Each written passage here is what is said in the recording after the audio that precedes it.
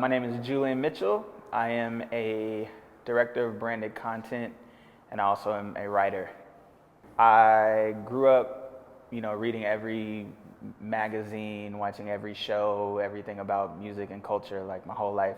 So I always had this inherent kind of inspiration to get involved in the culture and be a part of it and give back to it. There was nothing I couldn't do. There was nothing I couldn't create. There was no artist I couldn't get. There was nothing that I couldn't do. And I just was always proving that to myself. And then I had a guy who became my mentor, still my mentor to this day at the time, was saying, yo, the stuff you're doing is a really big deal. I was just doing it for the passion, like to make these big ideas happen. I always imagined being an editor in New York at a big magazine running point. So I quit my job. I sold my apartment. I gave myself 2 weeks. I bought a ticket that same day I had that revelation. I was talking to my brother. I bought a ticket for 2 weeks from there. I was like, I got 2 weeks to quit my job, sell all my stuff, figure out how I'm gonna get to New York. Right before I went out there, I got a job editing, kind of like running a blog that was a pretty buzzing streetwear blog at the time. And I put everything into it, and I took a job at Bloomingdale's, then I took a job at All Saints came to the States at the time, their first time there, and I did that just to fuel my writing. So I went all through New York City and I was highlighting all the shit that I thought was dope, and I was like, yo, I'm gonna own this. And then it built to a point where it became a popular blog in the city, and I was the only one like making it. That showed me I was a writer, like for real. It's funny, the same mentor who told me that in college, that what I was doing was like a big deal, I ran into him down the road around the same time, and I hadn't seen him in a long time. And I was at a point then where I was kind of like, I don't know what I'm doing. Like, I know I love all these things and I'm good at it, but I don't know what the hell I'm doing. And he was like, yo, you still do that stuff you was doing back then? I was like, yeah. He was like, yo, we should take that and like make that a company. He had a company that at the time was only like building like websites and things like that. Like digital wasn't as popping as it is right now. And he said, we need that. Like when we was thinking about these ideas and you was talking about this and that, like that's where this industry is going and we need to do something. So that became the foundation for what became Quantity, what became the agency that I run all the branded content for. It was like a small group of us that took the idea and took what we had and built it into an award-winning ad agency. And when I got into it, it was like, yo, if I could just learn the business, then I can't be stopped. Like I can be a star and like take over and just really get my perspective out. And around this time is when I realized purpose. I realized my purpose is to use my multitude of talents to share my perspective, to provoke people to think, and to move my culture forward. I just need to stay true, follow the vision, do the work. And when I got that clarification, I made a commitment to God. I like heard this voice that said, yo, as long as you just never quit, I'm gonna give you everything you want. Everything you see, you can have it. And I literally made a commitment. I said, God, I'm never gonna quit. I don't care what it looks like or whatever. And that's when he showed me a mission. It's like, this is the mission.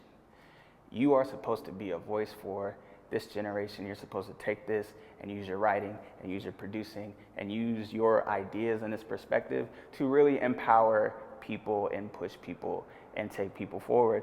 I just knew that if I could master communication, if I could master my talents, like I could do whatever I want. I could translate any message. I could be in any industry I wanted to.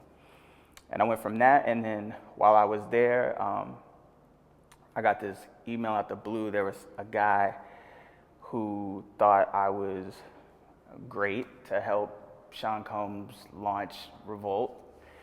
And it was just an idea at this time. It was like, I think the announcement was still pretty new. And then Mr. Combs, like, I met with him, and it was just like, this is another confirmation of purpose. And I just took the challenge on and went and I built Revolt, like built the voice, the look, the feel, all the digital. We were the first network ever to launch digital first. And that was another mantra moment of learning, like, the best passion you could develop is a passion for your own growth. Like, it became less about my talent or whatever. I said, how could I push myself to grow? Because if I grow, everything I touch grows. Like, my talent grows, my everything grows.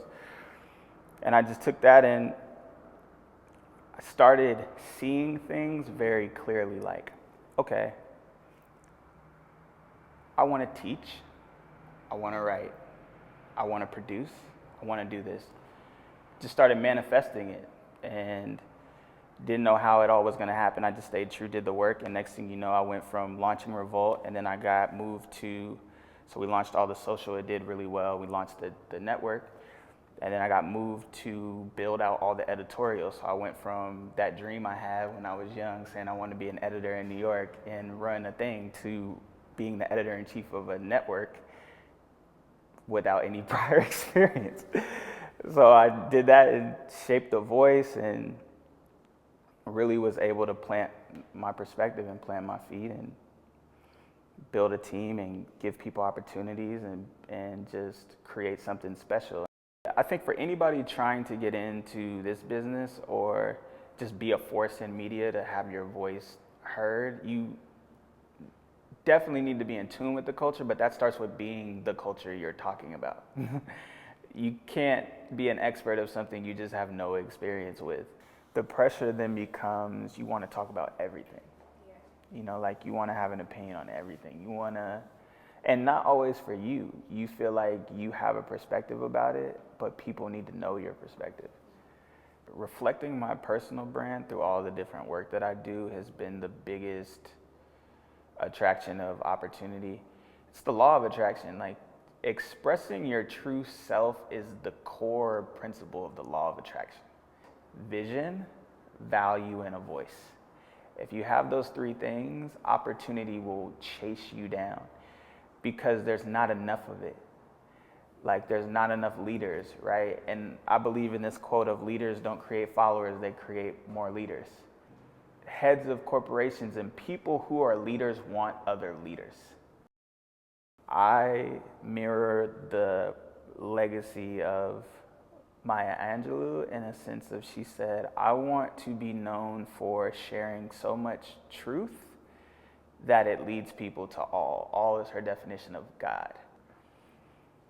I want my legacy to be a fearless leader who had a vision to empower everybody I come in contact with and get people to realize their purpose and their voice and their mission through me leading by example. Like, that's really what I want my legacy to be.